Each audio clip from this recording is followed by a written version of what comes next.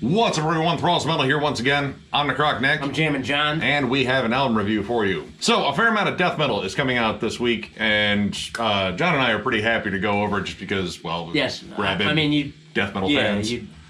Yeah, you pretty much got that already. And one of those offerings is the newest one from Unleashed, No Sign of Life. This comes out on the 12th of November on Napalm Records. This band formed in 1989 in Stockholm, pretty much after the split of Nihilist.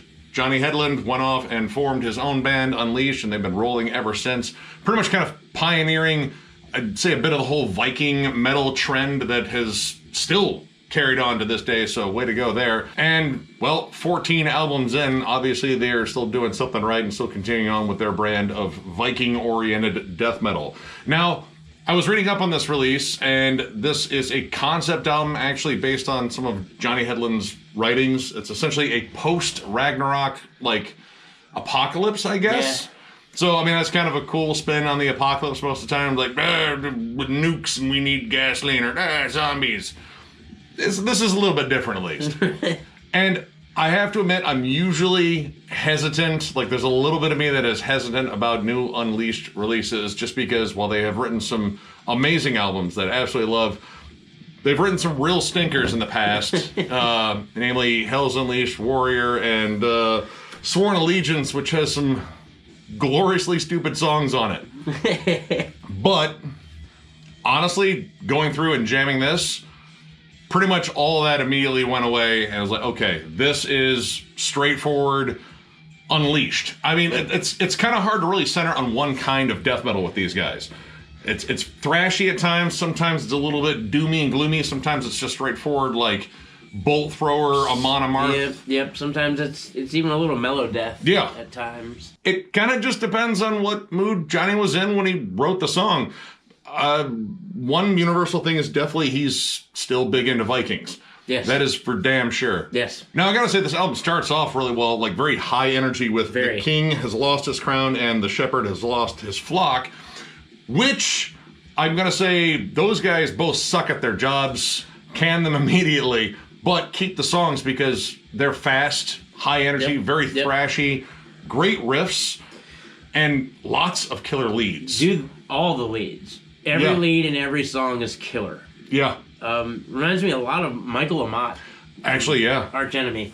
Very just melodic, shreddy, tuneful, lots of like really cool phrasing. Literally, I was not like, that lead's okay. Like most of the time, I was like, Jesus, another good one? Yep. The song's No Sign of Life and Tyr Wields the Sword. It's not a two-handed sword. It's not a two-handed sword. Both these songs are super high energy. They're a little short, but super like Slayer, Napalm Death, Vader. Yeah, thrashy blasts. Yep. Tyr Wields the Sword even has a little bit of like blackened death metal energy to it. There's some really cool like more atmospheric tremolos that are kind of behind the main chugs that really do add a lot of melody to this, but it's not like always like epic. It feels dark, and I like that. I think it gets a lot darker towards like the second half of the album too. A lot of Morbid Angel tremolos. Oh yeah. And the song "You Are the Warrior," in my opinion, is where the album gets darker. It ends up being more of a kind of a doomy song. The triplet chugs under the tremolo is just nasty. We love triplet chugs. They're Yep. But there's a lot of groove in that song, a lot of chugs and a lot of hooks. Really, for the kind of like the first time in the record, it gets really chuggy. Yeah, I mean that's honestly probably the slower song. And looking at it, I mean even the title has an exclamation point on it. Like they mean fucking business. Warrior. You are the warrior.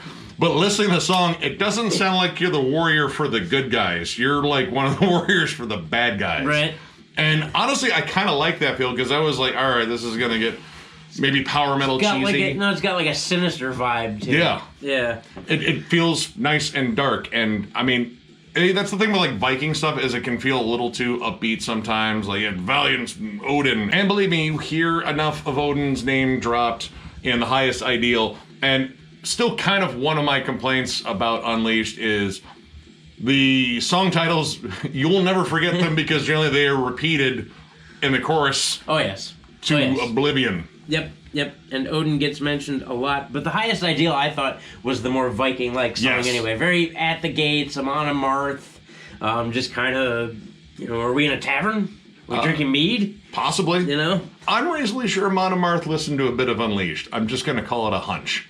I mean, songs like Where Can You Flee? I think there was a lot of heaviness in here. And Where Can You Flee? Don't ask the shepherd. Yeah. No, well, I mean... You can ask his flock.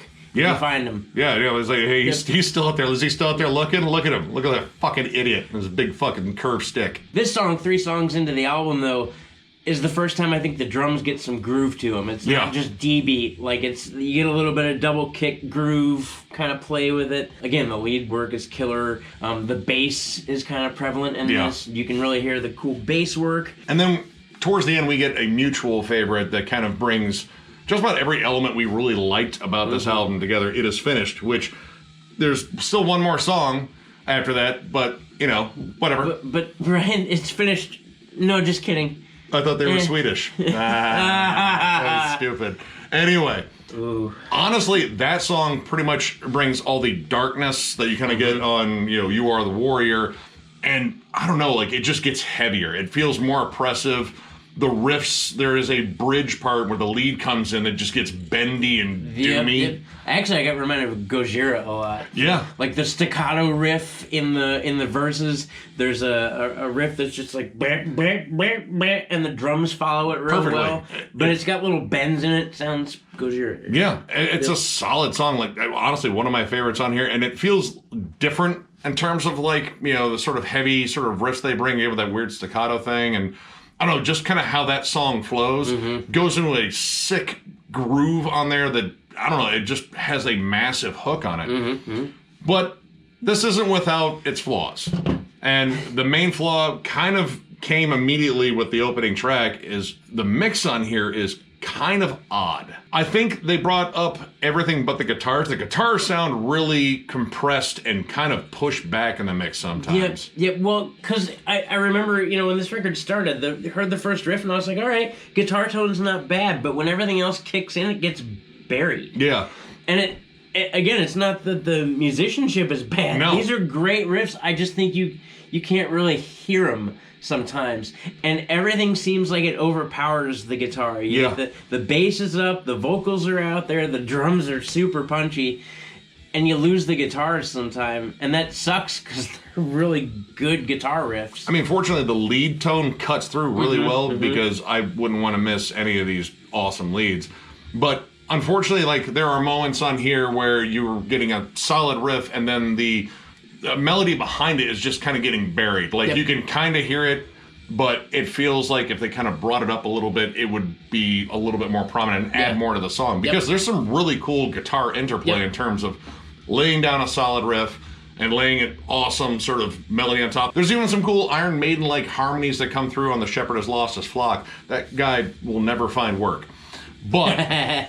I don't know, like, that actually came through, but there are spots in here where the interplay is kind of buried. You kind of just end up hearing one guitar, and the one guitar you hear, too, again, it's missing the beat. Yeah. Because I guarantee you, dude, if those chugs had some more heft to them, it would totally change the feel of this album, too. Yeah. And I will say there was a point where this album kind of dragged toward the middle. The Highest Ideal and Midgard Warriors for Life and Do You Struggle with God? I don't snuggle with them either. But those songs just kind of are there. I will say the bridges on them are fun because whenever the leads come in, they kind of get a little bit more creative in terms of the songwriting. This has kind of a uniform sound, but kind of not. Like, it's different kinds of heavy, but it's unmistakably Unleashed. But then the takeaway from that too is that in the middle, all these songs are super short. Yeah. 2.5, 3 minutes. They pack a lot into them, but at the same time, where it ends, it just feels almost incomplete. Yeah. Like an incomplete thought. And honestly, I just felt like kind of a breath of fresh air when Tyr Wields a Sword kind of came. I was like, okay, though this is still granted a shorter song, but this feels a little bit more complete, and it kind of kicks up the energy a bit. Yep. The pacing on this is good. It's just that middle part, the songs aren't bad. They just are kind of there. And, it doesn't add much to it. It's just kind of losing the potency of the earlier songs. Yep. But overall, I'm pretty damn pleased with this album. And honestly, there was a part of me that was kind of dreading it because, again, Unleashed has kind of a spotty discography, but this is not that. Yeah. I think this is a pretty solid album, and I'm going to give it 3.5 stars. I really enjoyed this, and I was kind of dreading it. Some of the lyrics are cheesy. Dude. Not as cheesy as they have been. Believe me, if you want some really cringy cheese, go check out the song Only the Dead. Yeah, I'm not going to say the lyrics. You have to read them. But dude, this actually kind of works as like just a really cool, varied up, heavy death metal album. Lots of thrash roots to it. It's epic when it needs to be. It's dark and bleak when it needs to be. And outside of a few minor production tweaks and mostly just kind of turning up stuff and maybe beefing up the guitars, this is a solid offering. Yeah. And way to go, Unleashed. You guys did a great job. So yeah, if you're a big Unleashed fan, definitely check this one out. And if you have not jammed Unleashed before, I'd still say start with their debut is a fucking classic. But this would not be a bad place to start either. So yeah, definitely check it out. I'm gonna give it 3.5 too. I was entertained. Are you not entertained? I'm entertained. Do you struggle with God? I don't struggle. Do you snuggle with God? Nor do I snuggle. Even though his beard is soft. Have you lost your flock? Where's your crown? Kind of looks like Charlton Heston. No, my only gripes too really are with the production. And again, it's not terrible by any means. You can still hear everything. It gets drowned out at times, and it's not as hefty as I think it should be because these riffs are super badass. Most of these songs sound unique. A couple of them blend together, but I mean, most of them have notable hooks in them that you can tack on to, okay, this was that song and this was that song. Overall, I just thought it was a great listen and a good time. I really didn't have any problems with it. Just the guitars need tweaked. Yeah. Not a big deal, though. Way better than what I thought it was going to be. Yeah, that's my big takeaway. So, yeah. Again, they've been doing pretty well here recently, but just because of some past releases that were questionable, and I'm being nice on some of those, yeah, I'm glad that this is a good one because, I mean, they were the last band we saw live at MDF in 2019, and they put on a killer performance. That they did. So, yeah, welcome back, Unleashed. So, if you enjoyed this review, give it a thumbs up, and if you are new to the channel, subscribe because we do stuff like this all the time. We are also on Patreon. If you would like to help us out, check out the link down below. And we still have shirts available. If you would like one, hit us up on thrallsofmetal@gmail.com. Send us a message, put shirts in it, and we will get back to you and hopefully sell you a shirt. So with that, I thank you all once again because you all fucking rule, and thank you so much for getting us this far. We love y'all, and we will catch you later.